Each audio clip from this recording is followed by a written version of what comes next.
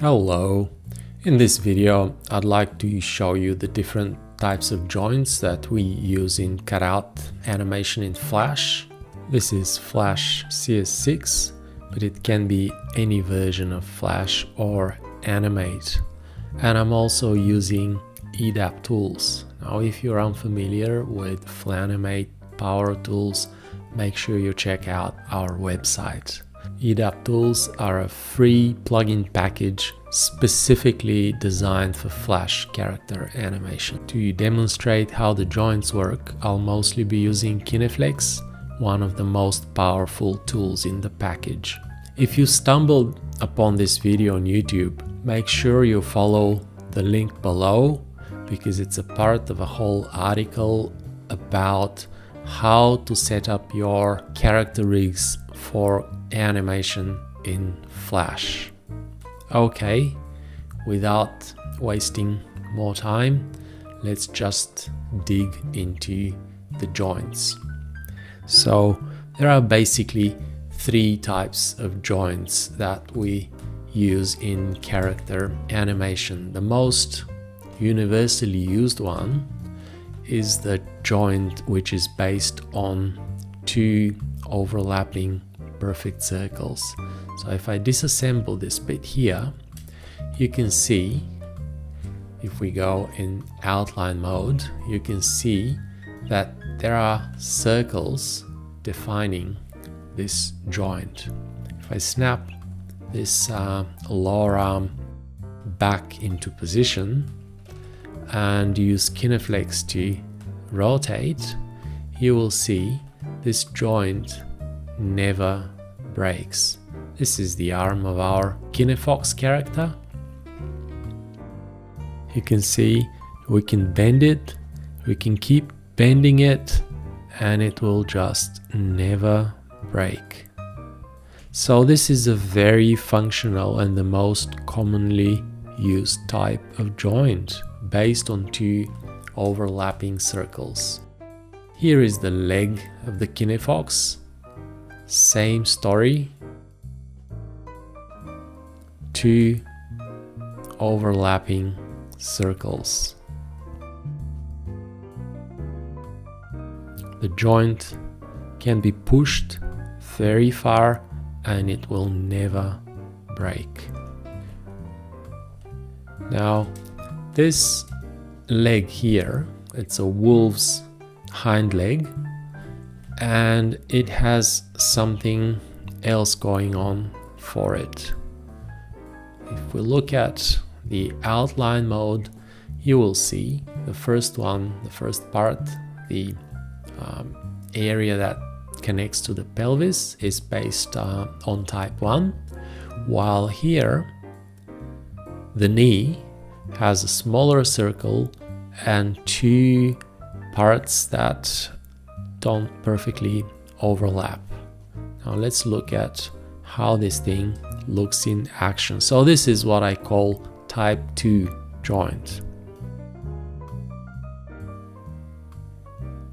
See, it looks quite convincing up to a point, and here it starts to break. So if we want to have a fully straightened knee, we will need to add extra states inside those two bits. But to a certain extent, it's quite functional. It works quite well.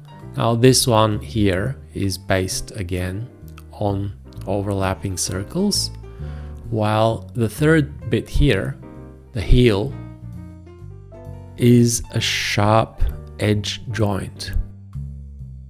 It's another case of a joint that can work within certain limits.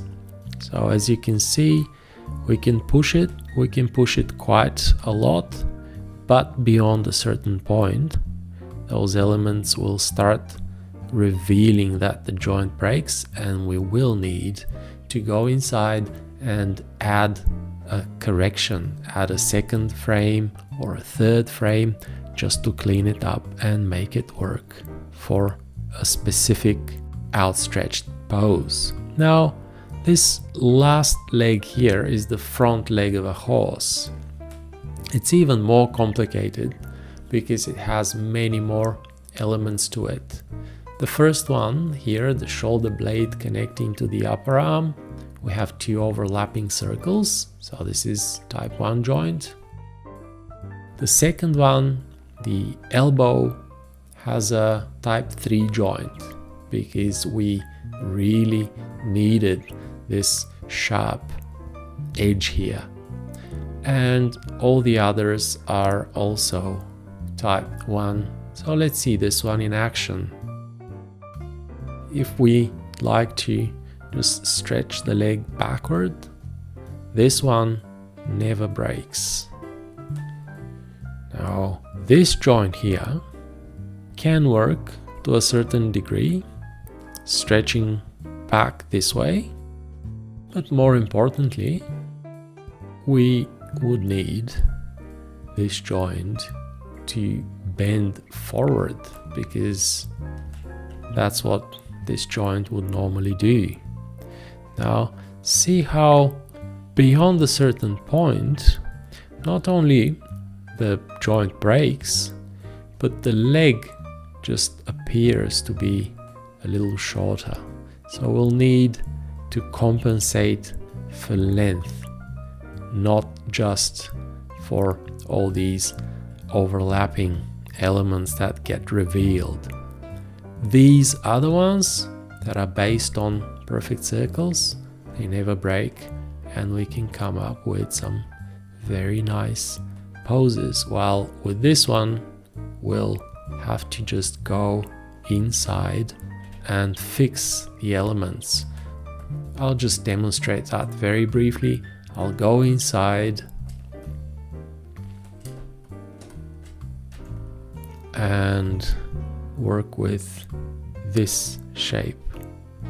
All that I need to do is just push a little bit, just like this, so that the breaking is not obvious, and then I'll choose the second frame and move the leg kind of like this. Ideally, I'll need a second bit inside this other part. Anyway, so this is just a brief introduction of the types of joints. Number 1, based on 2 perfectly overlapping circles. Number 2, which still has a circle in it. And number 3, where the elements join just in a point. So this was the theory, and now I'll demonstrate how these work with real characters in practice. First of all, you're probably all familiar with KineFox. If you're not, you can download this character. It's a free download from our website. So this is KineFox. All of his joints are based on perfect circles, so it's very easy to pose him. There we go. Everything is circle based in KineFox, so it doesn't really matter what we do, KineFox will never break. Now, the next thing I'd like to show you is how we decide what kinds of joints we need. So here is a sketch of a jackal that I designed some time ago. This is the finished rig, and here is a slightly lighter version of the sketch that we would now analyze. So the first thing I do when I am about to start preparing a rig is to define where my joints will be and what type of joints I will need for the different areas. So here we'll need a big circular joint separating the torso and the neck. We'll need another circular joint here defining the connection between the neck and the head. We'll need a circular joint somewhere here for the upper leg. Now the knee may have type 2 joint with a little circle just here, and the elements will overlap like this and like this. Now this one here, the heel, will be just a type 3 joint, and here we'll have another circular joint. With the front leg, it doesn't really matter how we treat this first part, but the shoulder blade will have a form, a shape kind of like this, and then here we might have another type 2 joint that leads us to a bit that looks kind of like this. That's the upper arm, and the elbow would have another type 3 joint. So the second bit will be kind of like this, and then here we'll have a full circle type 1 joint and another full circle here, another type 1 joint. So this is the quick analysis of all the joints, and of course the tail. The tail would have a type 1 joint. Just a quick recap. Shoulder blade pivoting here. An element that goes like this and ends sharply here with one sharp joint here at the elbow. Another element that goes into a circle pivoting here. This goes like this. And another element that goes into a circle.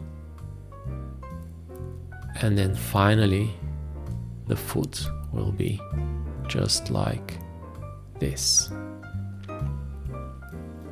And now let's look at the final jackal.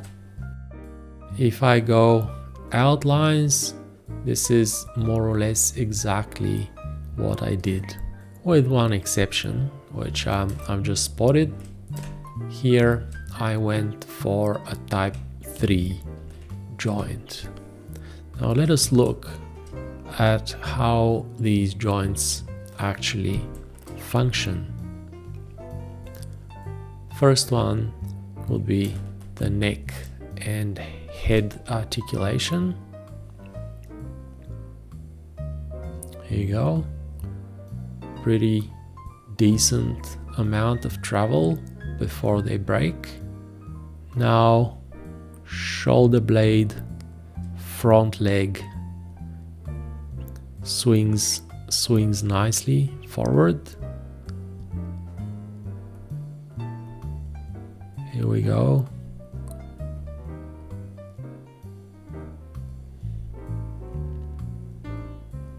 Can go quite far forward, adjusting it. Now it can swing backward as well. And now the back leg, it can stretch just like this. It can bend forward like this. This one, type 3, will need an adjustment, but otherwise it's very flexible. Let's look at it once more. Yeah, I see why it was so difficult to grab this bit. When we go in outline mode, we can see it much better. Now let's just look at another character. This is a little walk cycle here. Nothing spectacular, just a funny walk cycle. Now let's look at the hind legs. So this is another type 2 link. It's the one that I demonstrated earlier on. So you can see it looks quite natural to a certain extent. It gives us a very good range of realistic and convincing movements. So if I drag it to the side, we can see better how it works. Up to this point, it's just functioning perfectly well. Now it breaks. But the range is pretty good. And with minimal correction, you can get a lot of movement out of this type 2. So this is type 2 and this is type 3. This is type 2 and this is type 3. Another character, a reindeer. This is how the neck and head function. Type 1 joint with front leg. Let's look at it. So this is type 2, this is type 3, and all these others are type 1. Here again, type 1, type 2, type 3, and so on. So if we decide to test this leg, it can bend quite reasonably backward, that much, and then that much, and it can travel a lot forward, and all this looks quite natural. We might need to move it a little bit lower, but there's a lot of travel and a lot of reasonable range of movement. So this is quite decent. With swinging this one backward, we can go like this, and like this, and like this.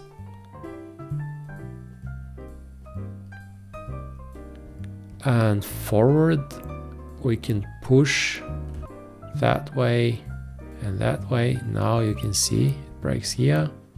We can just compensate a little bit, and we can get a lot of reasonable, realistic posing without worrying too much about the joints. Another example here, this is a completely different type of structure. This is a double bounce of a fat dinosaur. So let's look at his joints. He has a slightly different type of structure. So these hind legs are type 1 joints, and there is only one type 2 joint here. This is the kind of movement that we get out of this leg. It bends like this, it bends like this, and like this. All of these look very natural. You can see it goes forward. Same goes for this back leg. Now there's extra bit with the wrinkles here, which we can control if we like to.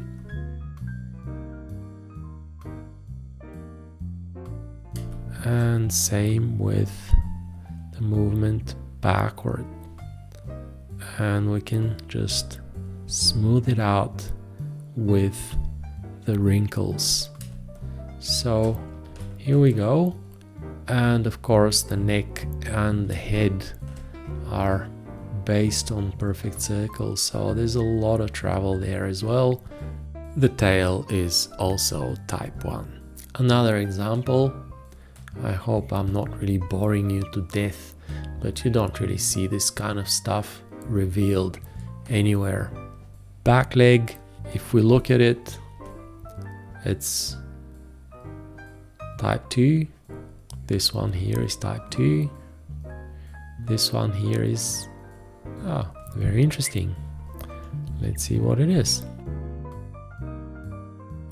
It's type 1. Yeah, why not? Type 1's just more functional and actually quite nicer to deal with, because you wouldn't really worry about anything. Now, it's interesting here to show you that I've actually chosen type 1 for this joint with some additional decoration. So if I snap this bit back here and make these outlines, we'll see I've hidden the roundness of it with just a little extra edge. It doesn't really matter, like you can cheat a little bit. See, it doesn't really bend, but to a degree it looks reasonable and convincing enough, so no one would really question it if it happens in motion. Like there's still this very subtle edge which gives a slightly different feel to the joint. Okay, let me just put this back where it should be. I'm using the magnet joints of EDAP tools. If you're wondering how the hell in Flash I'm just snapping things back, these are all smart magnet rigs, so I can afford disassembling and assembling them so quickly and so easily. Another example here with this ostrich, just a different type of creature, but this leg here is based on 3 type 1 joints. So here you go. I've done the same trick with this heel here. So I've added a little bit of edge to conceal the perfect roundness of the joint, but you can see how convincing and how well they articulate. Okay, I'll undo and I'll just play back this walk cycle so that you can see it. It's nice and smooth. There's some secondary movement and so on and so on. And just for goodbye, I'll show you this ballet walk that I did based on one of the Strauss's famous waltzes called the Blue Danube.